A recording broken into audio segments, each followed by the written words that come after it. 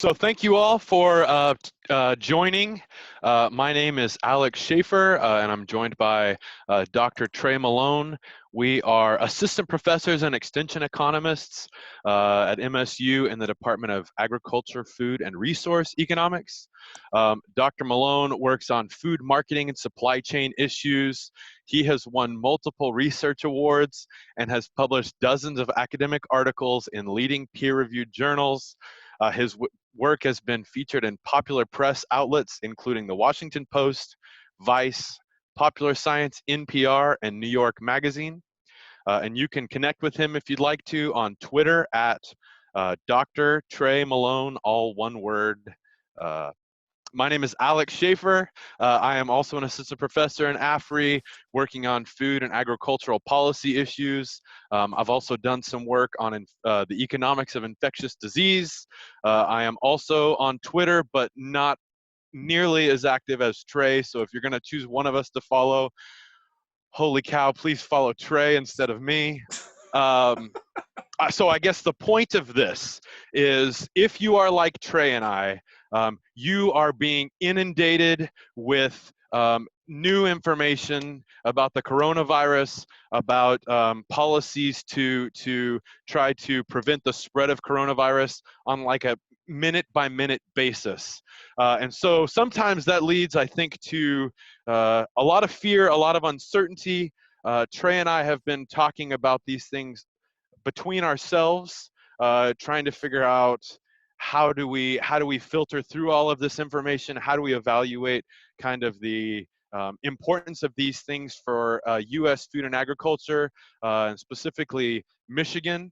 And so we thought it might be useful for us to continue to think through those things, but also to address any questions that you have about these issues. But first, a huge caveat about what we're talking about, that neither Trey nor I, even though Trey has published all of these fancy articles in all of these fancy journals, neither of us are experts on the coronavirus or the economics or how economies, macroeconomies respond to pandemics. And so our opinions are just that. They are opinions. We're trying to think through these issues essentially in real time, and they're not hard line. It's impossible for us to kind of speak with certainty about what next month is going to look like, maybe even next week.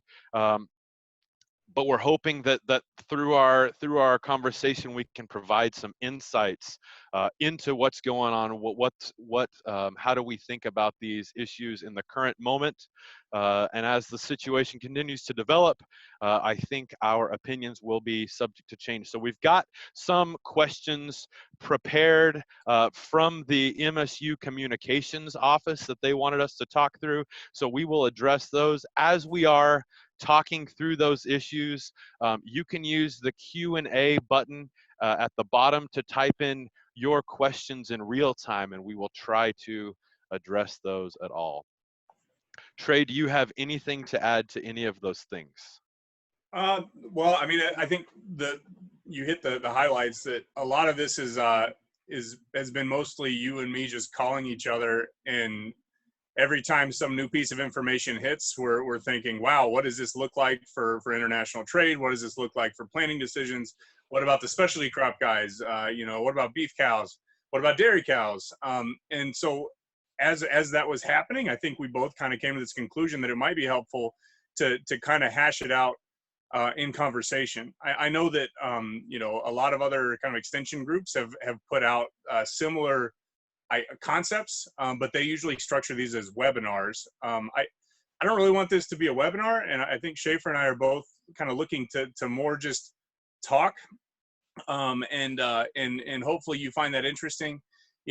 Most of the presentations that you're going to see right now are going to be based on data that were super relevant 2 weeks ago, but now we're kind of in this place where how important was it how March looked last year? It's important as a baseline, but it doesn't necessarily tell us that much about March 28th, 2020 right now. So I think the hope is that we're going to be able to talk it out. The nice benefit of this model is that I kind of talk about myself as a behavioral economist. So what that means is that I think a lot about psychology. So most of the books that I read are marketing and psychology. I like to read a lot of history, but honestly, I feel most comfortable and kind of in my element when I'm thinking about how human behavior influences the way we make choices. Um, the flip side of a behavioral economist is somebody that's more of kind of a neoclassical markets work economist. And I think Shaffer is very much trained that way. That's right. Not to mention the guy's got a law degree. I do not have a law degree. While we cover similar things, I think we have quite often diametrically opposed opinions, which, as kind of buddies, it's kind of nice to be able to hash that out with somebody. So that's the goal. Hopefully we're going to continue this. This is going to be maybe a weekly thing. Right now we've got it penciled at an hour, but depending on how this goes, it might be shorter. Who knows? But for now, we've got our questions. I think the goal is to just kind of launch in and start talking through some of the conversations that I think everybody right now is having with their own family at a minimum. So let's do that, Trey. Stop bragging about yourself, and let's talk about the question. I have way more Twitter followers than Alex Shaffer. I have like 4, and they're all my family. So let's talk first about I've seen all of these figures about the price of eggs just going through the roof, and so a question is, what is driving that? Is this a demand issue? Is this the issue of hoarding? And as we see those egg prices going through the roof, should we expect to see the prices for other food just skyrocketing too? So that's probably the one question I think is driving most of the conversations I've had. Is I'm going to the grocery store and I'm seeing things that I've never seen in my entire life. That's scary. So it's not just you. So here is the national eggshell prices as of today. So if you'll notice the figure here, 2019 has this kind of, I don't know, pretty simple ebb and flow. It looks like there's some increase, there in the fall and November. But look at that red line, which is 2020. And 2020 has just absolutely taken off. We were kind of at least following some similar trend until March. So those prices are exploding. To the behavioral economist in me, I would look at this figure specifically and I would say, wow, there's a lot of fear and irrational buying that's going on in the marketplace. But that fear and irrational buying is leading to what would be an expected market outcome. Is that fair? No.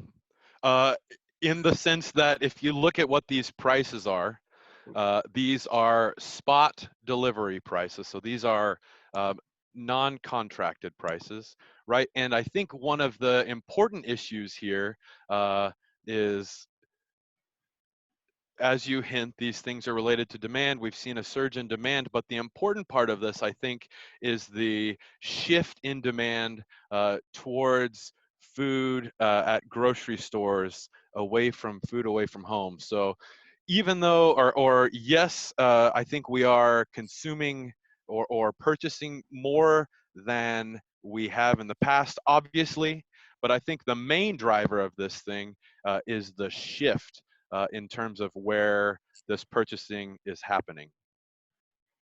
The shift, meaning that you think that it's because we have this movement from the kind of restaurant model to grocery stores, or the shift in the utility function for consumers?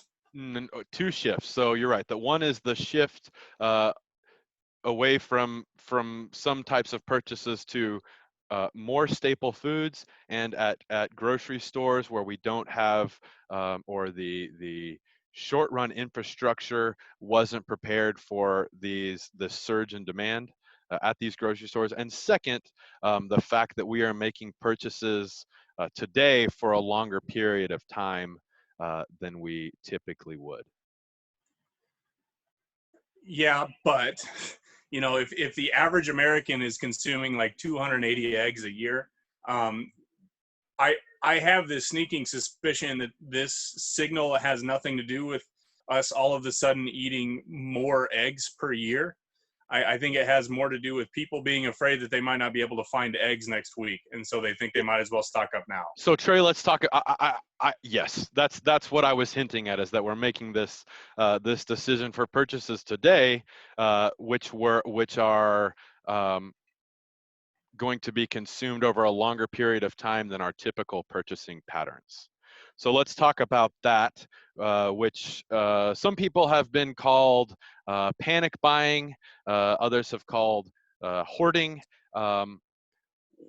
Talk to me about that psychology. I'm not a behavioral economist, so talk to me about that psychology of what is driving that increase in purchases, that hoarding of food. Is this just fear?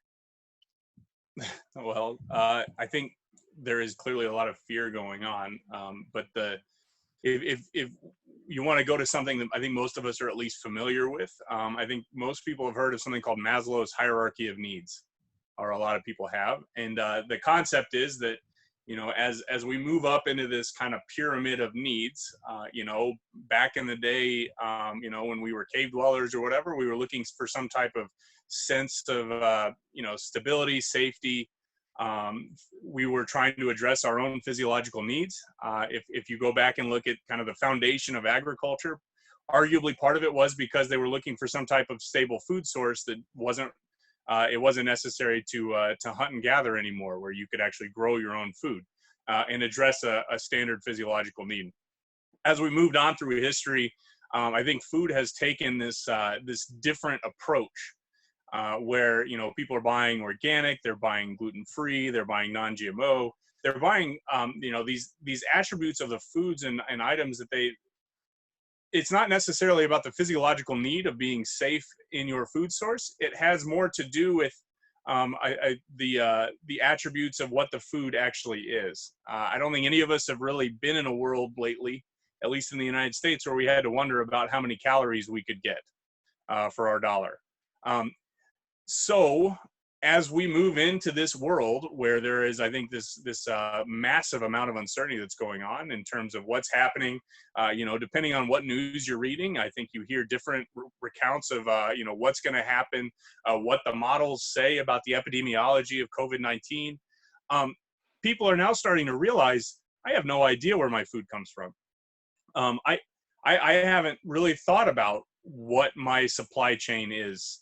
All I know is that when I go to the grocery store, I buy my eggs, and now all of a sudden my egg prices are higher.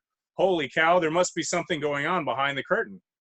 And I think that physiological aspect is creating panic and paranoia, in part because there's just such a lack of information in the system right now, or at the consumer level. I'm not prepared to go that far in terms of this being the cause of irrationality. I think I agree with a lot of the stuff you're saying there. I think it's primarily, or can be explained by the fact that we're facing this huge uncertainty about the future in just about every dimension of life. So let's try to provide some insurance against all of that uncertainty in the one area where we can, which is I can buy my food that I need to survive today and tomorrow. So I'll buy that food today to make sure that I have the ability to adjust to whatever comes tomorrow.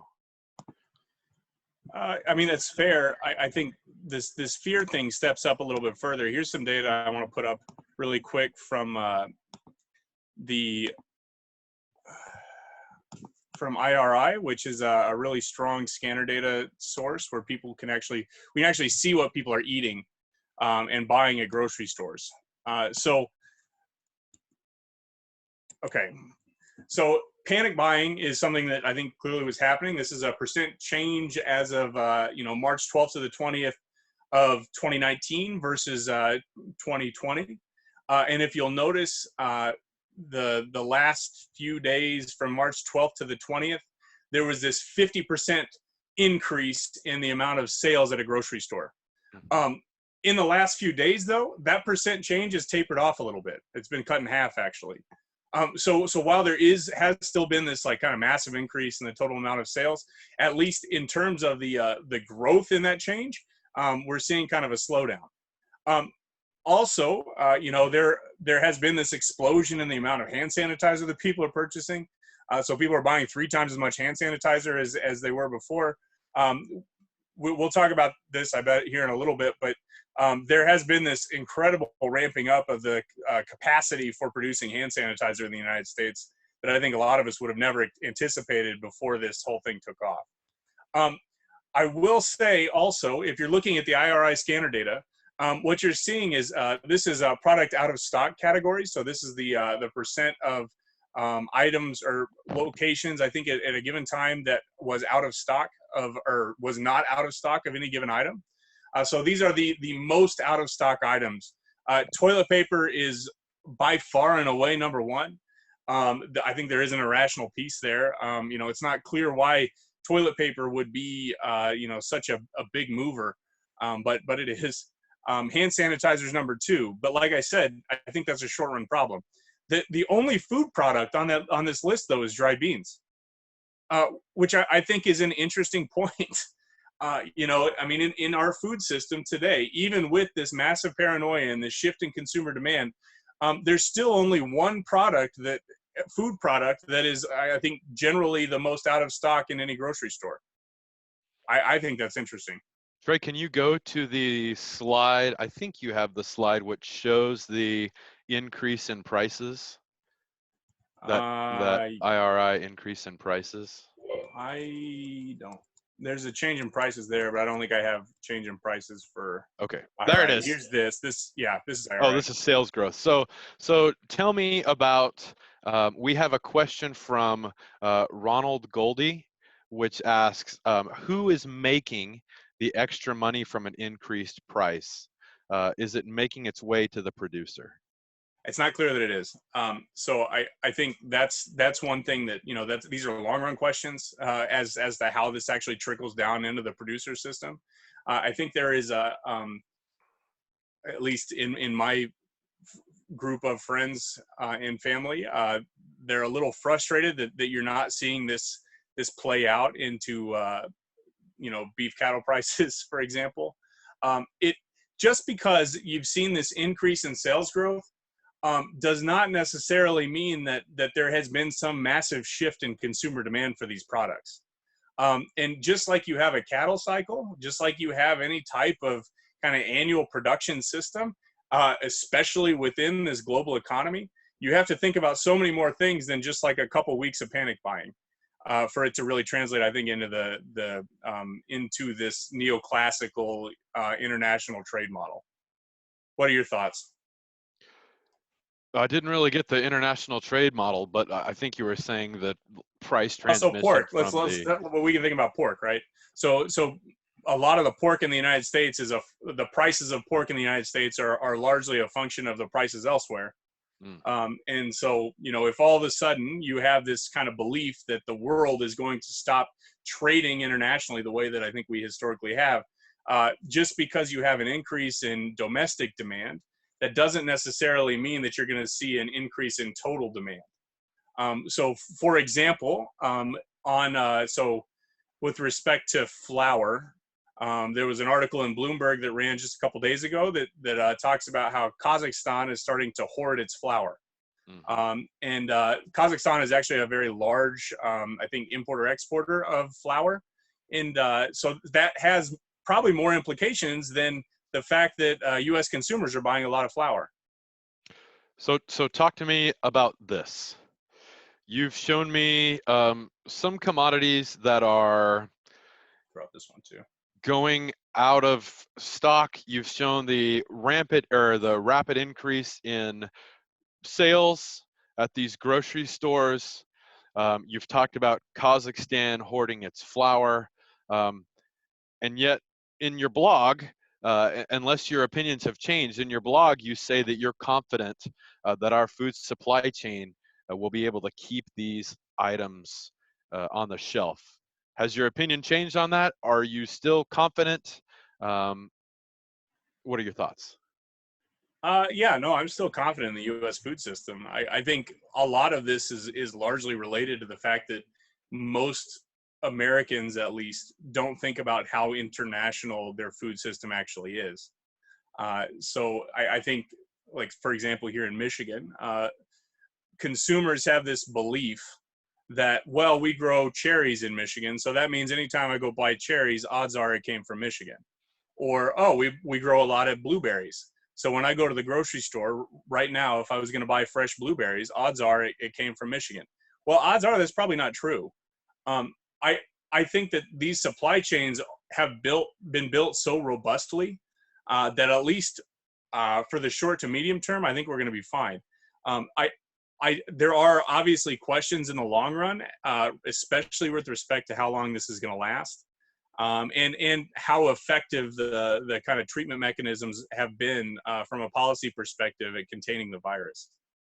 What are your I, thoughts? well, I feel like the risks are exactly opposite in that um, we are so geared up um, as a food industry to worry about these just-in-time deliveries that this rapid shift in the way we're purchasing, the amount of things we're purchasing, um, likely will cause much shorter run disruptions that over time will be able to be ironed out.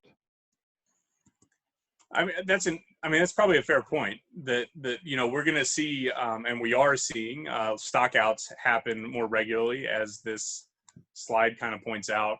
Right, that panic buying is kind of moving a lot of products right now. But I still think that people have just so much freezer space. And there's probably going to be an interesting paper to be written about food waste in a post-pandemic world. I think about my grandparents, for example, and if you go to their ranch in rural Oklahoma, they have 2 or 3 barns that are just full of junk that like nobody wants. And I think there is a part of this fear that is driving people to hoard in a way that that is probably going to, at least in the short term, smooth out. So they're going to buy less in I don't know, in a few weeks, because they bought so much now. That's my belief. So I think in the short run, yeah, there's going to be panic, and then it's smooths out. If this thing lasts for a long time, that's when we start seeing questions about the supply chain. What do we do about labor? Foreign labor is a unbelievably critical to the U.S. food economy. People don't really think about it, but it is. So what happens if all of a sudden you have some foreign labor issue associated with either not being able to move immigrants from overseas or from south of the border to the United States? Or what happens if there is some type of outbreak there with the foreign labor? That's huge questions right now. So then let's go right there, and let me ask this question in 2 different ways. The first is you mention all of these potential labor issues due to these travel restrictions, due to potential infections. For example, what happens if the truckers get sick? So the question is, knowing these risks, uh, what foods would be the foods that are most likely to be affected by the coronavirus, and how do so Paulo asks, how are local and regional food systems going to cope amongst these shifting prices, amongst these uh, shifting dynamics? Yeah, I think so. So I'm in kind of the process of writing kind of an op-ed right now about this being the moment for local food systems to shine. So here in Michigan, I think we're the second most diverse agricultural state in the country, which means that we can get a lot of fresh fruits and vegetables that you might not be able to get in New Mexico, I suppose. And so we have access, at least here in Michigan, to produce that most other states don't necessarily have access to. I think it's kind of, maybe the part of it is a silver lining, so to speak, that that this is the chance for, I think, all of us to come together and take advantage of the community systems that we've built over the last few years. But what I think you just said there was that Michigan, if I interpret what you're saying by your meaning of local, you're meaning local as in Michigan, and so Localized you're food saying systems in Michigan, yeah. Michigan will be fine, Kansas is screwed. Is that what you're saying? I mean, it depends on the long-term world, right? So if all of a sudden we shut down international trade in some large way, which you know, if you listen to Glenn Tonser, for example, Glenn's big fear is that you go one of two ways from here. You either take this as an example of why we should shut down international trade, or you realize that we live in a world where international trade is super important, and we need to think through communally as a globe, internationally, how we deal with these issues. And I don't know which way we're going to go. I have hopes that we start coming together as a globe, and realize that international trade is what allows consumers to have access to the food that they want on a daily basis at a price that they're able to pay. And second of all, that we need to, I think, have deeper and longer communications with our trade partners across the world. I mean, you study international trade way more than I do. What are your thoughts? Well, let's just come back to international trade in a minute. I want to stick with the local for a second, and specifically the idea of Michigan. You say Michigan, we've got all kinds of wonderful specialty crops. We've got this diverse agriculture. We've got these potentially rising prices for these things, protections in the stimulus bill that we'll talk about in a minute. My understanding is that many of those crops are also extremely labor intensive. And if you talk about, you mentioned some of those labor risks. What's the balance there between the labor risks and the potential for increased prices in local markets? So there are so many conversations about labor that I think this thing pulls out. I do want to throw up another one of these slides really fast about just current labor. So the big shocker, I think, to anybody that isn't on Wall Street, because Wall Street looked like they'd already priced it in, is this figure here, where you saw this unbelievable spike. I mean, like never before seen in history spike of filing for unemployment. So more than 3 million people filed for unemployment last week. And that probably honestly underestimates the total number, because I think from what I've read, there were a lot of issues associated with this massive spike in filings. What you're also seeing, though, is an incredible diversity of range with respect to kind of why these filings and where these filings are coming from. So here is, I don't know if you can see this. I don't know if that helps, but so here are just a breakdown of 3 different states. So this is from a Justin Wolfers article. Justin Wolfers is an economist at U of M. So in Michigan last week, there were 130,000 claims filed last week. In Kansas, there were about 23,000. If you'll notice, the shaded part here is we're looking at the Great Recession. So notice the total, the record number of filings in the Great Recession for Michigan and Kansas, and then notice the number this week or last week. It's shocking, obviously. But then let's look at Louisiana. Okay, so Louisiana during Hurricane Katrina saw also this massive explosion in unemployment filings. Okay, so unemployment claims in Louisiana during Hurricane Katrina, they topped out almost at the exact same number that we're looking at now in Louisiana. So the question right now on labor here, and I think in many other areas, is not necessarily what the labor unemployment numbers look like now, but what the unemployment numbers look like a few weeks from now. You know, are we going to see this prolonged economic recession that I think could lead to a lot of these labor issues that we're talking about in the supply chain? Or are we going to see some type of an abbreviated filing problem? So I don't know if you're familiar with Vernon Smith. I know you don't read that much, but Vernon Me? Smith won a Nobel Prize a few Yeah, years he went to my undergrad. Friends University. Yeah, he There you did. go. Yeah. By the way, everybody, Alex Shaffer was in a Creed cover band at Friends University. So Vernon Smith, who is kind of the godfather of experimental economics, published an op-ed in the USA Today it was Wednesday, I think, where he argued that the U.S. economy is in suspended animation right now. So it's according to him, it's not clear that this has been some type of monumental shift in the way that the U.S. economy works, so much as it's been just kind of a pause button.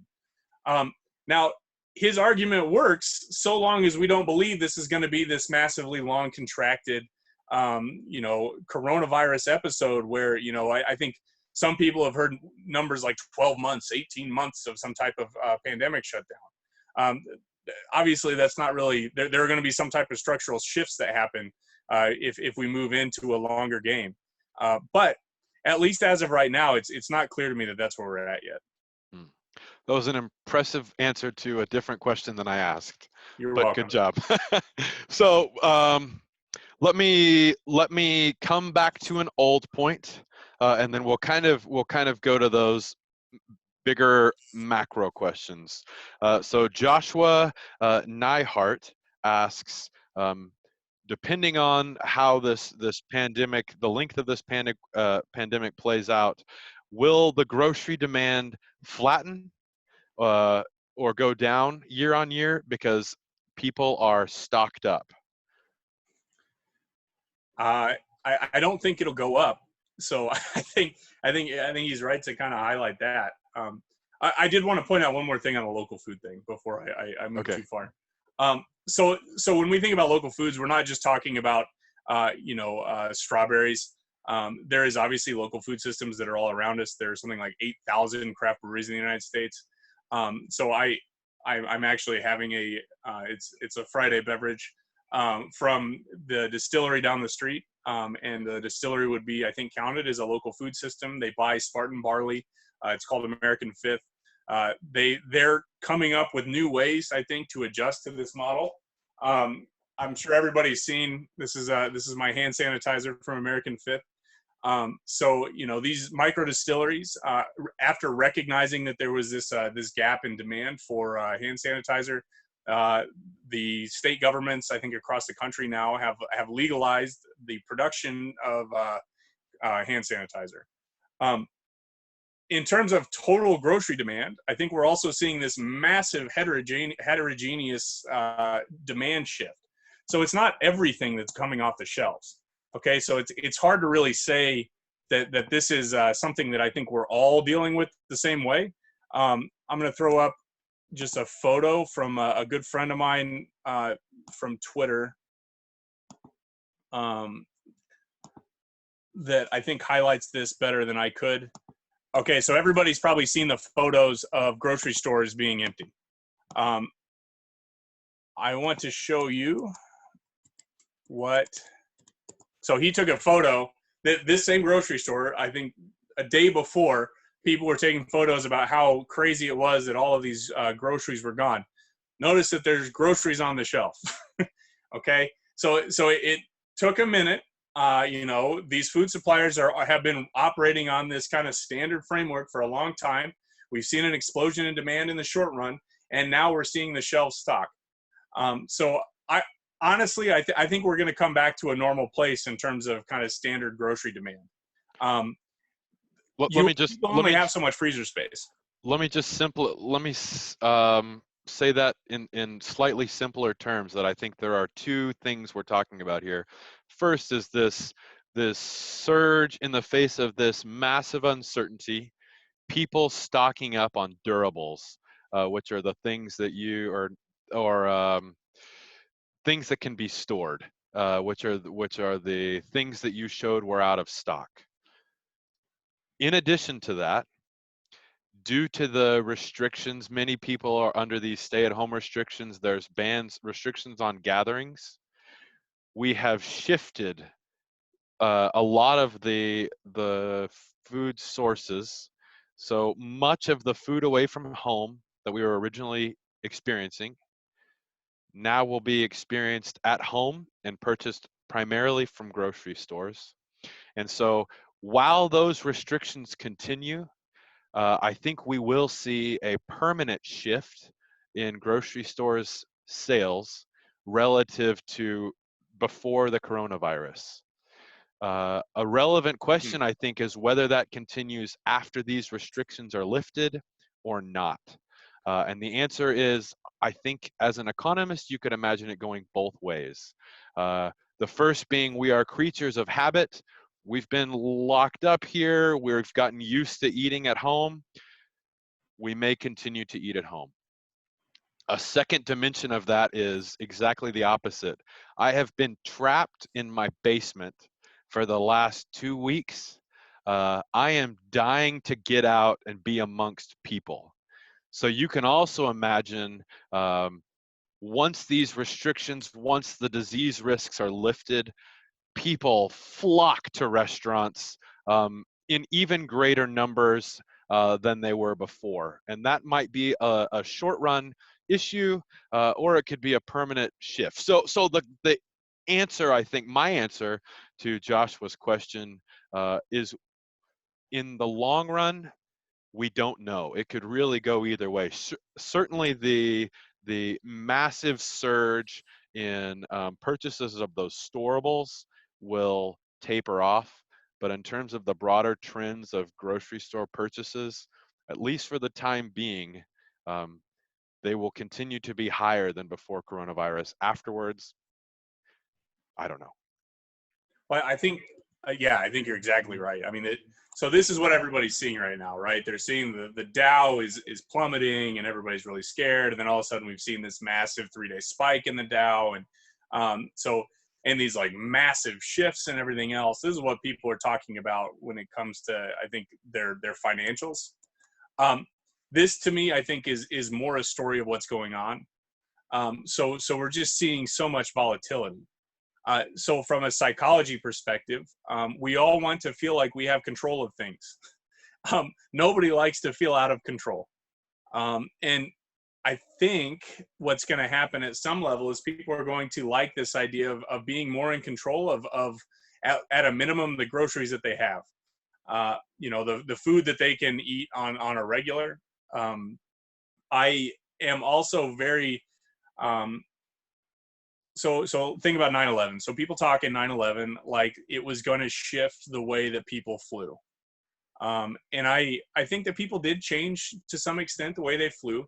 But as the world has become, I think, more international and people have gotten more comfortable with kind of low cost flights, I think that the world has also shifted towards flying more. So in this situation, we were already moving towards an online system.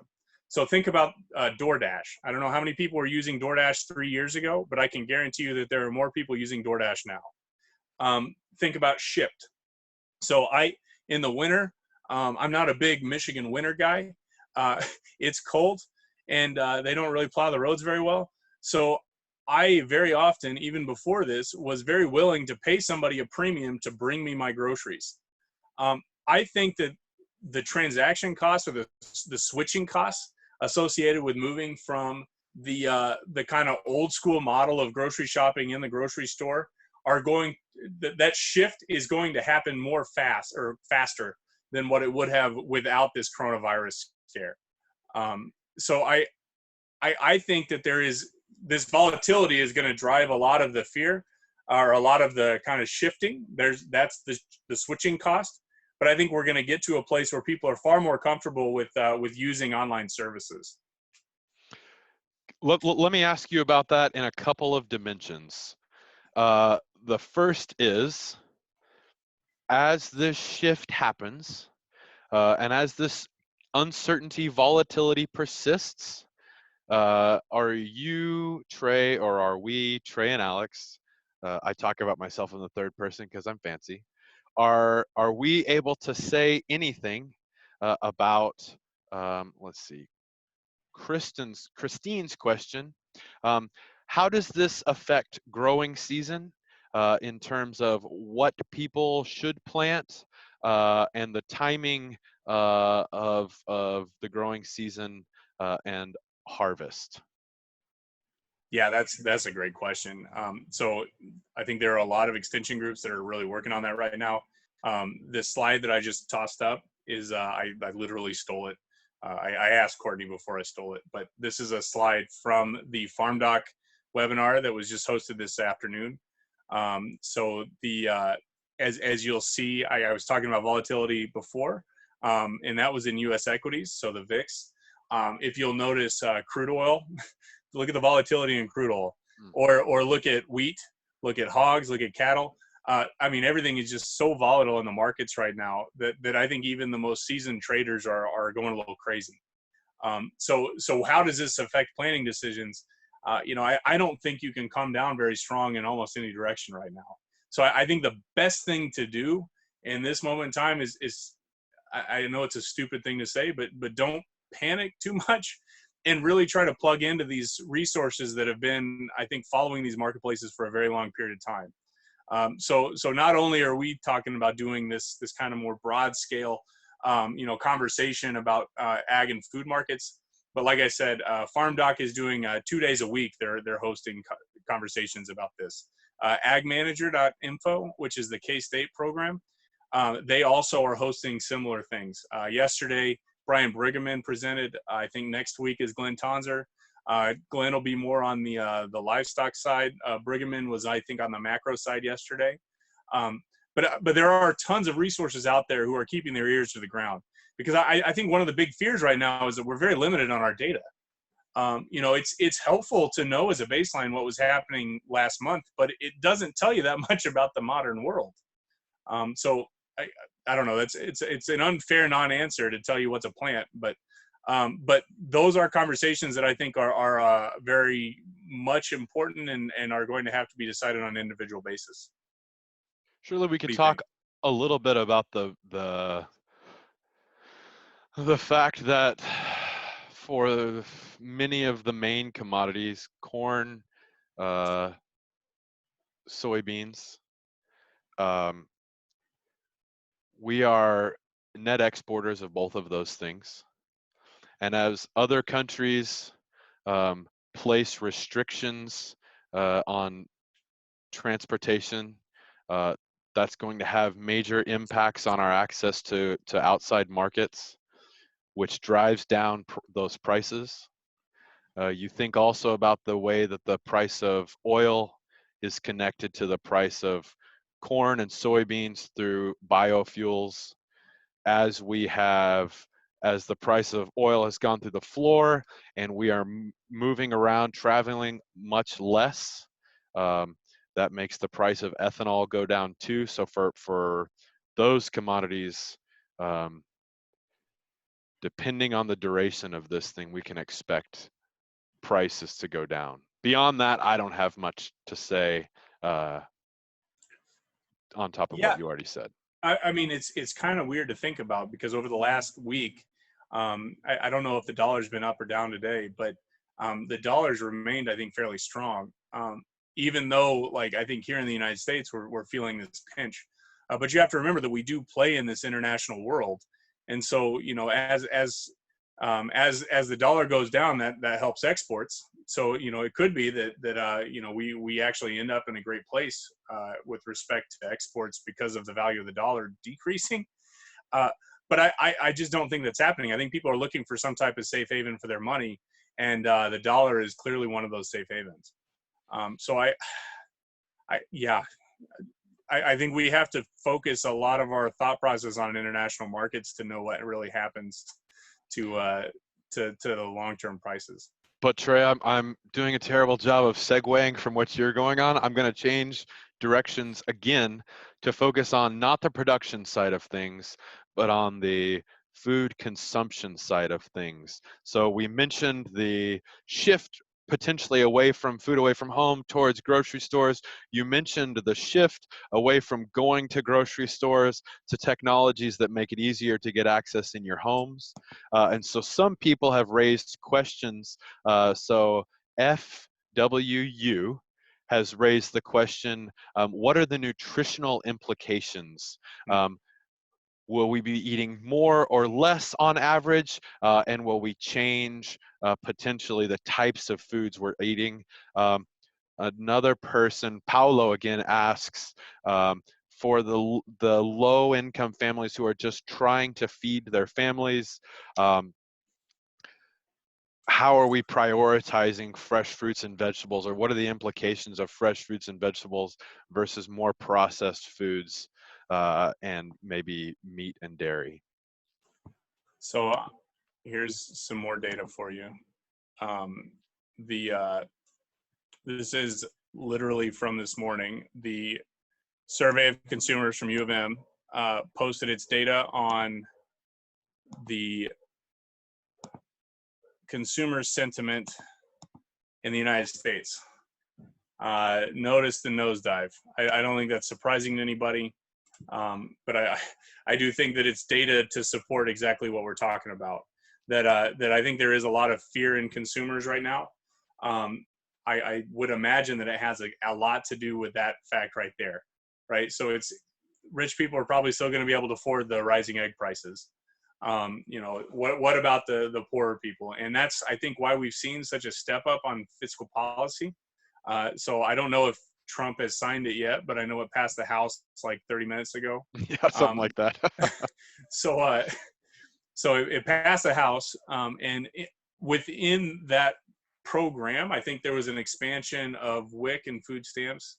I want to say that there were nutrition dollars that were allocated, and obviously there is going to be this, you don't really want to call it a universal basic income, but some type of check they're going to be coming to people, especially no check if you're over $99,000, but I think it's $1,200 if you're under 75. Is kind of the baseline. So For a single person, yep. Yeah, for a single person. If you're filing jointly, it's like 24, obviously. But then it breaks down if you have kids and everything else, it changes. I think that is the fear right now is how do we provide access to kind of the most vulnerable people? And I think there is clearly a role for fiscal policy there. What are your thoughts? I think that's right. I think just like you said, the implications of these price increases, the implications of who may be losing their jobs, who is unable to or bears the highest burden of the fact that your kids aren't going to school right now. Those are all borne primarily by low income families, low income workers. And so certainly this thing is going to hit them hardest. There are a lot of policies in place to try to help with that. I honestly don't know off the top of my head, without a whole bunch of research, the extent to which those policies will offset the hardships. I don't think they will. I think there is going to be this massive need for community response as well. The Atlantic yesterday was reporting about soup kitchens, and kind of what happens to the homeless population when we're kind of constrained on what our abilities are to provide fresh fruits and vegetables or just food in general to soup kitchens. I don't know if there's an answer to that yet. I think, considering that it looks pretty clear that we're stepping into a recession. Even the Fed chair yesterday said that we're probably stepping into a recession. Bernanke, I think, also implied yesterday that we're going to be stepping into a recession. And at the same time, with the jobless numbers that I think we're going to see, here's hoping that it's abbreviated, because I think it's not. So Steve Miller, who runs our economic forecasting team in the Center for Economic Analysis in AFRI in Michigan State, his projection right now is 20% unemployment for the state of Michigan in the short term in this quarter. So I don't think it's fair to sugarcoat that. This is going to be a really big deal for I think vulnerable populations. And so that's on the consumer side of things. How about someone's asking local small farms with limited resources? How are the I think it's sort of straightforward to say, how is this likely to affect them? But to what extent do we envision the stimulus package offsetting some of those risks? There's definitely money in there. And I know for a fact that Michigan Farm Bureau has been following this super hard. So if you're not already subscribed to their email list, I would strongly recommend that you get in on that. I have been, Mitch Galloway he's a good friend of mine, and he's been doing, I think, a fantastic job in promoting the content that I think gets at that. Bridget Behe, who is in the Hort department, she and I have been putting out some podcast episodes on her Connect to Consumer podcast, where we're talking about what this means to small hort operations. I think one key You point. mean the stimulus package specifically, or just the coronavirus more broadly? The coronavirus. Okay. The stimulus package, I don't think anybody really knows where it's at right now. Here are a handful of places that I think are going to be following this and are going to be able to tell you a lot more information. Like I said, it's not the president hasn't even signed that yet. So this is all super new to us. This CARE Act is, I mean, it's a big one.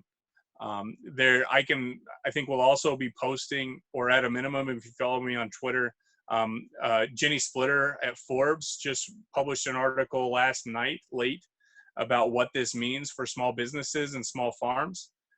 So that's another resource that I think will be helpful for you.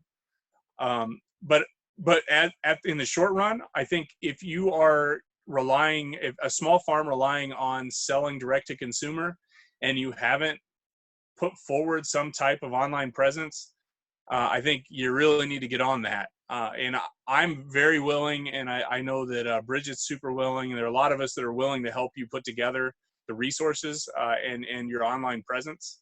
But right now is kind of that moment that I think you have, because we don't know how long this is going to last.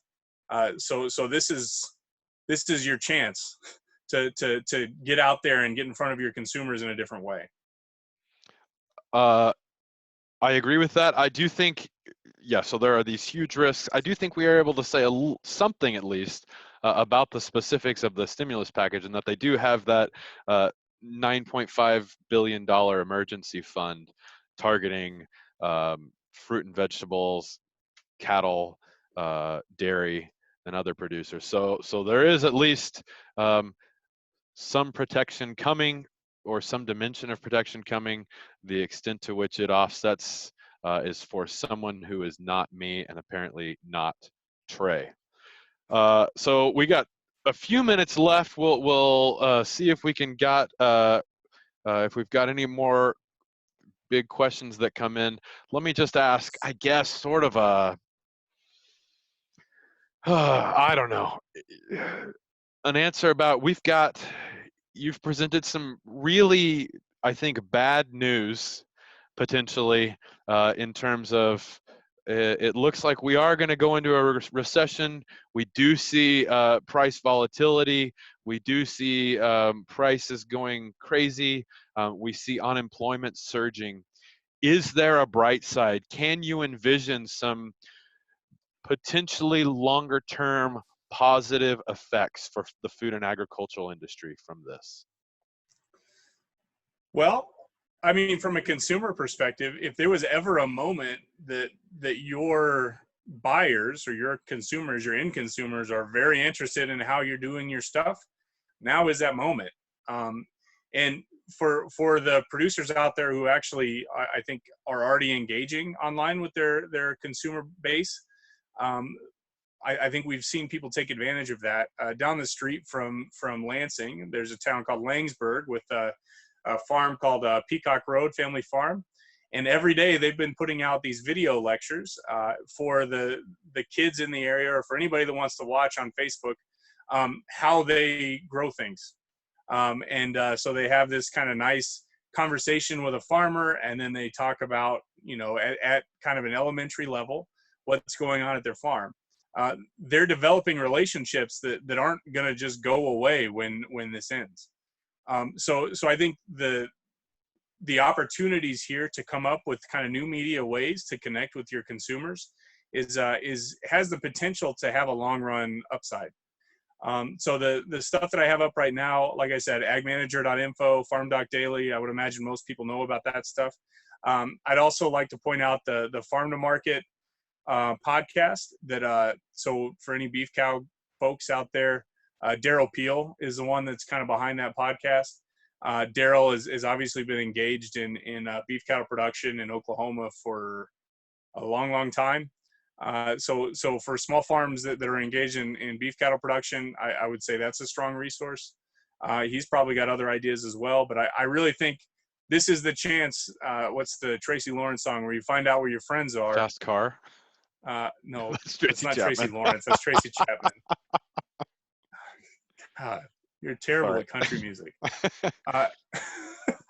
But Tracy Lawrence has a song about how, the bad times are when you really find out where your friends are, and make sure you're making friends with your consumers, because I think that relationship is going to carry for a long time. So I think to summarize the things you just mentioned there, you said this bad thing, from this bad thing, we have the potential for technology innovations in marketing strategy, and the potential to build long-lasting relationships. I want to highlight just one more, just because of the fact that I am a policy economist, in that I think certainly in the US, but also kind of internationally as well, in recent years, we've seen this retreat from internationalism towards populism, towards us first, where there is the opportunity, or there is the risk that from this pandemic, we all become Kazakhstan, and we all have the incentive and the fear, which leads us to put up these walls in the border, just to keep our own food security, and kind of screw the other guy. So that's one risk. I think equally likely is that we can learn importantly, from this, that our world, whether we like it or not, is a global world, which requires global solutions to global problems. So I think it could lead to long-term improved communication and policy strategy from an international perspective. I hope you're right. So the most famous agricultural economist ever of all time was a guy named John Kenneth Galbraith. Okay.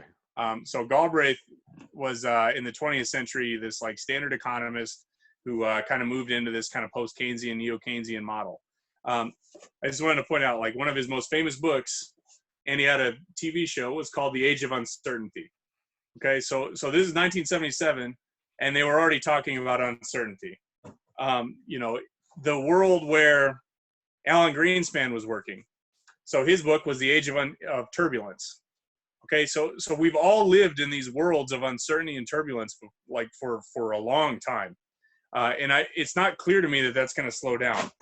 But the fear is, to me, that so here's another Galbraith book, which is The Crash of 1929. The Galbraith book talks about how there were these diametrically opposed forces in public policy. And where instead of trying to chase some type of kind of net good for everybody, instead what happened was there were these kind of politically entrenched viewpoints that moved, I think, into a more tenuous place where we started doing the exact opposite in monetary and fiscal policy as what might have been demanded and required at the time. So I think this book and just about any other book. Okay, I'm not going to do this much longer. The Great Influenza. If you want to read about the pandemic of this one, talks about how the exact same thing was happening, where you had this nationalist perspective that prevented us from actually getting out of this long-term issue. So yeah, I think it's a legitimate fear, but I think it also is this maybe opportunity in the long run for us to work together as a global community.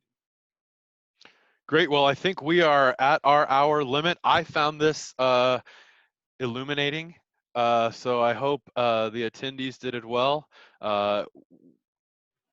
I plan to see Trey same time next week, and hopefully we will have some more information to discuss. Great. Glad to talk to you. Thank you, everybody, for tuning in. Thanks very much.